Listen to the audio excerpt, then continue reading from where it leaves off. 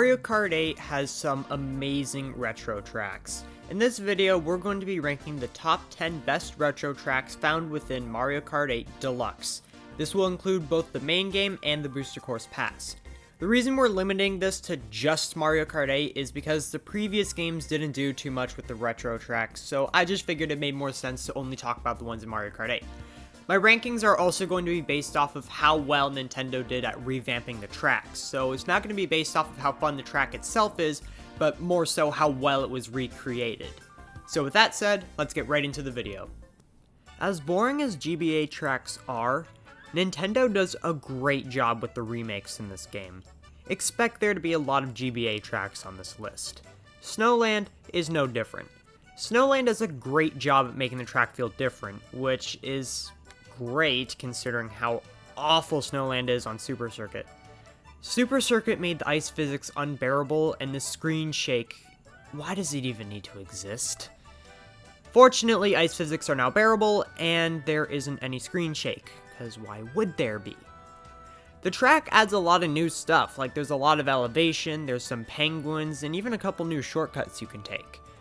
Overall, this track is basically brand new, and I'm really glad that they did such a good job with this remake. Riverside Park also did a great job at its remake. It mostly just added a lot of elevation to the waterfall, which didn't exist in the original version, and it makes the track feel really different, which is kind of the point. It also adds a ton of piranha plants, which usually carry mushrooms around, blowing them in their mouth. That's kind of weird when I say it out loud, and that's kind of a cool touch. I really like that as well. The visuals on this track are also stunning. They look like they belong in the base game, which is not something I can say about all the remakes in the Booster Course Pass. I could see a lot of people being surprised with this track being on the list, but I think Waluigi Stadium did a great job at revamping itself in Mario Kart 8. The textures are really good, and I really like the sections where when you do a half pipe you get to drive up top for a little bit and usually get a speed boost. I think that's a really nice touch. I think it's a great addition to the track. I was a little skeptical at how the physics were going to work with this track when I heard it was coming to Mario Kart 8 because it works really well with Double Dash's touchy controls.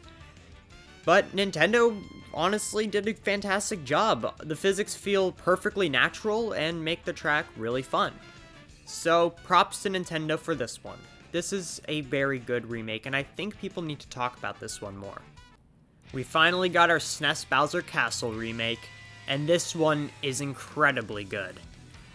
This is actually the only SNES track in the game to use anti-gravity, which is really good because it adds a lot of elevation to the track. I also really like the section where the walls go up really high, and you gotta try and drive on them so that way you can get a little bit of a speed boost. Usually, I fail at this, and by usually, I mean all the time. The visuals on this track are also really good. They heavily exceed my expectations, and I think this track honestly could not be any better. Everything comes back exactly the way it should, and Nintendo went hard on this. Sure, this track did get rid of some of the flowers in those sections that would slow you down as if they were off-road sections. But let's be real here, 70% of us didn't even notice until we heard other people complaining about it online. I didn't even notice when I played this track for the first time. This track does have a couple minor differences that make it a little less interesting, but most of them are so minor it doesn't even matter. I honestly could not care less, because on the last lap this track lets you drive through the track backwards. That's insane. I mean, yeah, that's kind of a small thing to be super happy about, but I really like it when tracks do that because it makes it feel entirely different without really doing anything too crazy. It makes for a great new experience with a already beloved track, so I'm really glad this ended up doing that. Calamari Desert is on here for the same reason as Peach Gardens. You don't drive backwards on this track, but you do get to drive through the tunnel, making it entirely different. Calamari Desert is an awesome remake because it offers an entirely new experience. I honestly love this remake, and it was a blast the first time I played it. Also, the remix is fantastic. It's so good, you really need to listen to it. Yeah, I understand a lot of people don't like this Rainbow Road, but I really appreciate it because Nintendo put so much effort into it.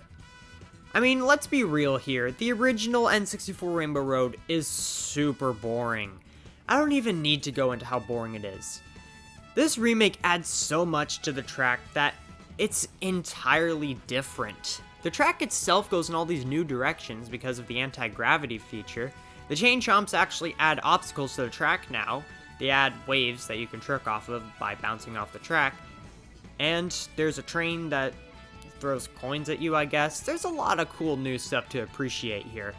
And the graphics are incredible. This track itself is visually stunning. And I understand that everyone prefers the original N64 Rainbow Road theme, but I personally prefer the remix. The remix is so energetic, and I just love it. Sure, this may not be the best track in the game, but you gotta give Nintendo some props for putting so much work into remaking it. This is a remake that I don't think gets talked about nearly enough considering how much has changed here. They added a lot of places to trick off of now, an anti-gravity section and an underwater section. Not to mention, they actually made the track look appealing as opposed to the original where it looks super boring. This track is literally a new experience. It's basically just a new track in general, and I don't think it gets enough attention. It does a great job of bringing back all the necessary parts from the original Mario Kart DS track, but adds in a lot of new stuff to make it feel new as well. I think Nintendo did a great job with this remake, and I think it's super underrated. The next two tracks on this list are literally new tracks. Like, literally.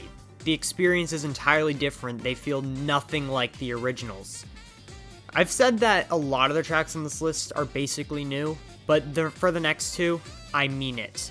Cheese Land is basically a new track. You could call it something entirely different and no one would know it's a remake. There's so much elevation added to this track. There's some chain chomps added, anti-gravity sections. There's so much here that's new. And it's fun! There's nothing better than a GBA remake that actually makes the track fun. This GBA track is incredible, and it's still nothing compared to what's at number 1. And the best remake in Mario Kart 8 Deluxe goes to Ribbon Road. Ribbon Road is so freaking good. This is one of my favorite tracks in the whole game, let alone the fact that it's a remake of a GBA track. There's so much elevation added to this track, so many new obstacles to avoid. This track went from super boring to super amazing.